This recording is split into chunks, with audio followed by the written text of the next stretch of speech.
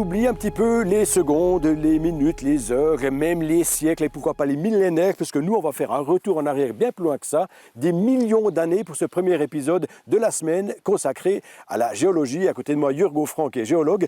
J'ai ici une ammonite, monsieur Offran. Est-ce qu'il y a des millions d'années, on pourrait partir du principe que cette ammonite a rencontré un dinosaure?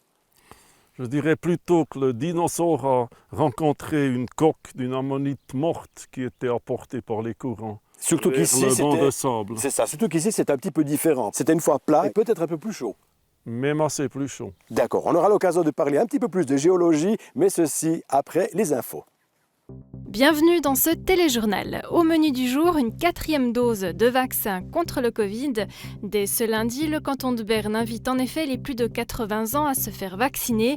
Mais avec les départs en vacances, ce deuxième booster semble avoir du succès auprès des autres catégories d'âge aussi. Après 2 ans, plus sport, la journée sportive nationale pour toutes les personnes avec et sans handicap s'est déroulée par un temps radieux à Macolin dimanche. Nous revenons sur cet événement. Depuis aujourd'hui, le canton de Berne recommande la 2e dose de rappel pour les personnes de plus de 80 ans. Cela signifie qu'elles peuvent se faire administrer la 4e dose de vaccin anti-Covid au total. Cet après-midi au Centre Médine, la file d'attente est très longue. À la télé, ils ont dit qu'on devait y aller tout de suite, c'est pour ça que je suis là.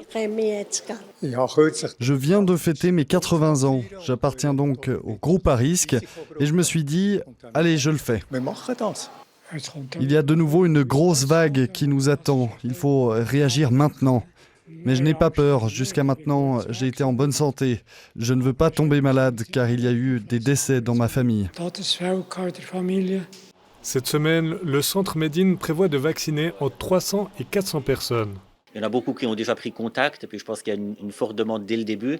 Mais évidemment, jusqu'à ce que tout le monde ait la vaccination, ça va prendre quelques semaines. Et on est en train de voir également pour les vaccinations de rappel qu'on fait éventuellement de manière mobile dans les différents homes. Depuis le 23 juin dernier, tout le monde a la possibilité de se faire booster pour la seconde fois. Pour les personnes de moins de 80 ans et sans recommandation, elles doivent débourser 60 francs, ce qui ne les a pas empêchés de faire le pas pour voyager ou protéger leur entourage, constate Eric Fourer. Il y a une partie de la population qui a été assez intéressée par le booster payant, le 2e rappel vaccinal payant. Je crois que la semaine dernière, on avait une 50aine de cas qui ont désiré payer le vaccin eux-mêmes. On va voir dans les semaines à venir si la quantité augmente ou bien reste plus ou moins stable. Le nombre de personnes souhaitant se faire vacciner pourrait encore augmenter au 4e trimestre. Selon l'Office fédéral de la santé publique, le 2e rappel devrait en effet être recommandé à l'automne pour les adultes. Au Centre Médine, on ressent déjà une augmentation des cas de coronavirus. Le taux de positivité se situe autour des 33% chez les tests PCR. Et puis également, je crois, une vingtaine de % chez les tests antigéniques. Donc, c'est pas négligeable. À partir de ce vendredi, Médine adaptera ses horaires et ouvrira dès le matin. Dans ses locaux, on n'attend pas moins de 800 vaccinations par semaine. Quant aux centres de vaccination de Moutier et de Saint-Imier, ils rouvriront dès demain mardi. La direction de l'instruction publique communique aujourd'hui qu'il reste encore 42 postes à durée indéterminée et 32 postes à durée déterminée à repourvoir pour la rentrée scolaire 2022 au niveau de l'école obligatoire. Comparé à la fin juin, le nombre de postes à durée indéterminée a baissé de plus de la moitié et le nombre de postes à durée déterminée s'inscrit en légère baisse. La situation reste toutefois tendue compte tenu des effectifs encore manquants. Cracher des noyaux de cerises, shooter dans la balle ou tirer à l'arc, la journée plus sport est faite pour ça, mais pas seulement. Bravo! Ça vous fait plaisir cette journée plus sport? Ja. Pourquoi? Parce qu'on la passe avec des autres gens. La journée plus sport est la plus grande fête du sport pour les personnes en situation de handicap de Suisse. Elle s'est déroulée hier à Macolin et comme la météo, l'ambiance est belle. C'est la première fois que j'en fais. Vous n'avez pas eu peur? Ja, ein bisschen vielleicht. Si, peut-être un petit peu. J'avais peur de ne pas pouvoir attraper la prise. Vous vous êtes découvert un talent, Oui, peut-être. des athlètes rayonnants et une organisation paisible. Toute la journée, c'est tant d'émotions, de passion, d'espoir. Je suis ravie que ce soit une journée ensoleillée et que les sportives et sportifs puissent s'entraîner dans différentes disciplines. La journée Plus Sport se tient en Suisse. C'est la 61e fois que l'événement se déroule à Macolin. Et les personnalités ne manquent pas. Samuel Schmid, ancien conseiller fédéral de Ruti, ou encore le conseiller national turgovien Christian Laure sont de la partie. Pour ce dernier, président d'honneur de Plus Sport, cette journée est importante. Il y a environ 1000 athlètes qui se sont déplacés ici à Macolin. Ils peuvent profiter de notre programme bien fourni. Et les spectateurs peuvent monter et on peut faire quelque chose ensemble et montrer que le sport fédère. L'association fêtière des organisations suisses de personnes handicapées a reçu un prix pour les efforts qu'elle fournit, le prix suisse des droits de l'homme. Certes, il a déjà été attribué en 2020, mais il a été remis cette année. Pour nous, le plus important, c'est que le prix soit en lien avec nos sportives et sportifs de toute la Suisse réunis ici à Macolin. Comme beaucoup d'autres événements, la Fête nationale du sport pour personnes en situation de handicap n'a pas pu avoir lieu les 2 dernières années. Pour Plus Sport, cette récompense est une motivation supplémentaire pour poursuivre les efforts en faveur d'une meilleure inclusion des personnes en situation de handicap.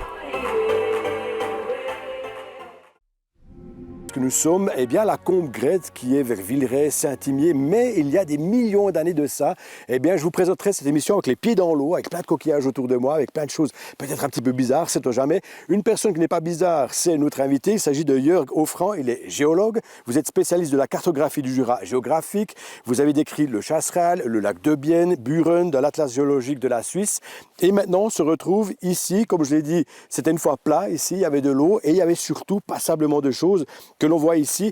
On va essayer un petit peu de condenser ces millions d'années qui nous séparent de tout ceci. Alors, si brièvement, on devait commencer un petit peu par ceci. Quelle période et qu'est-ce que c'est?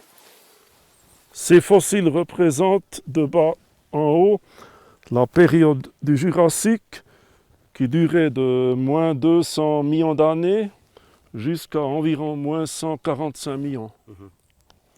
Commençons par la Griffée arquata, une huître extrêmement robuste, une coque très dure.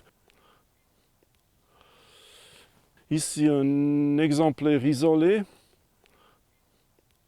Et ensuite, eh bien, les années se sont passées et on a trouvé après d'autres spécimens de fossiles. On arrive ici au Jurassique moyen, à partir d'environ 180, moins 180 années, jusqu'à 160. Il y a un seul représentant, c'est le Macrocephalus, Lites macrocephalus, une ammonite très importante comme fossile pour la chronologie. D'accord. Ensuite, il y a bien des couches supplémentaires qui se sont rajoutées, ce qui a permis aussi de trouver bien d'autres choses, bien sûr. On arrive ici et il manque même la base au Jurassique supérieur qui comporte les années 160 jusqu'à 185, bien sûr, avant nous. D'accord.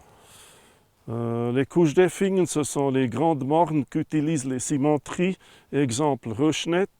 Ensuite, on a ici des polypiers fossiles, coraux, récifs de coralligènes, avec un exemplaire récent de la mer Rouge. Et puis un exemple pour un calcaire à algues. On voit ici des nodules d'algues, des encroûtements par algues d'un centre dur, disons d'un morceau de coquillage ou de coraux. Jusqu'ici, c'est quelque chose que bien qu'on ne va pas pouvoir bien distinguer si on va à la Combe Grette. Par contre, ceci, oui, hein, ça on va pouvoir le voir après. Les couches jusqu'ici ne sont pas visibles depuis ici haut, mais ici on a le calcaire en ériné, c'est un calcaire principalement composé par ces escargots en forme de pive jusqu'à 15 cm qui correspondent ou qui témoignent un milieu de dépôt extrêmement salin, hyper salin. Ça correspond au banc final de la formation de Röschnet. dont on parlera encore. Peu en dessus, il y a la Marne à Virgula, une marne un peu brunâtre par la concentration de fer oxydé qui contient beaucoup de petites huîtres jusqu'à 10, 12, 15 mm. Ça correspond à un régime un peu sous l'influence terrestre, un apport de marne et de fer oxydé. D'accord. Si on résume, ici on voit à peu près 50 millions d'années sur environ 1000 mètres de profondeur, je dirais. Alors, Monsieur Offrand, moi je propose qu'on aille un petit peu voir à quoi ça correspond si on se dirige maintenant vraiment vers la combe Grette, puisqu'on a ces fameuses différentes couches que l'on voit. Comment se sont formées ces couches tout au long de ces années? On a dit qu'on se trouve dans une mer riche en calcaire dissous, une mer tropique, et la majeure partie de ces couches naît par la précipitation chimique directe. Les couches qui sont plutôt un peu reculantes dans la pente, qui sont donc moins résistantes, contiennent de l'argile. Le mélange d'argile avec du calcaire est défini comme une marne. Si cette marne est très argileuse, elle est plus molle.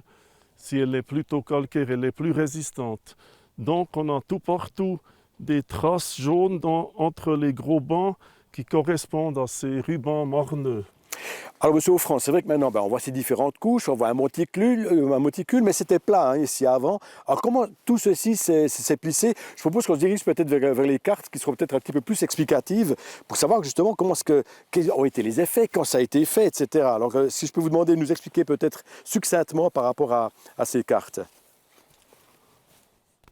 Alors, les dépôts marins au début étaient horizontaux pendant très très longtemps. Et beaucoup plus tard, par une dernière secousse cinétique depuis les Alpes, depuis la région du Simplon, une poussée horizontale en direction de nord-ouest a transporté la pile jurassienne qui mesure environ 1500 mètres sur une couche d'évaporite, soit du gypse ou du sel en partie vers nord-ouest. Et il y a combien de temps de ça, et puis ça a pris combien de temps? Ça a pris environ 1 million d'années, et ça fait entre 11 et moins 3 millions d'années avant nous. D'accord, donc c'est même assez récent sur l'échelle de toute cette géologie. C'est assez récent sur toute l'échelle, oui. D'accord, donc ici on voit justement cette carte, ces différentes couches avec ces différentes couleurs. Donc c'est vrai que c'est des cartes quand même assez spécialisées pour des géologues. Pourquoi est-ce qu'on utilise de telles cartes finalement? Ces cartes servent à toutes sortes de planifications modernes. Planification de dépôts de déchets, prospection d'eau, production de cartes de dangers naturels, etc., etc. Très bien. Donc en tous les cas, on voit qu'il y a quand même toujours un petit peu de mouvement dans toute cette région. Un grand merci Jörg Offrand pour ces explications extrêmement intéressantes.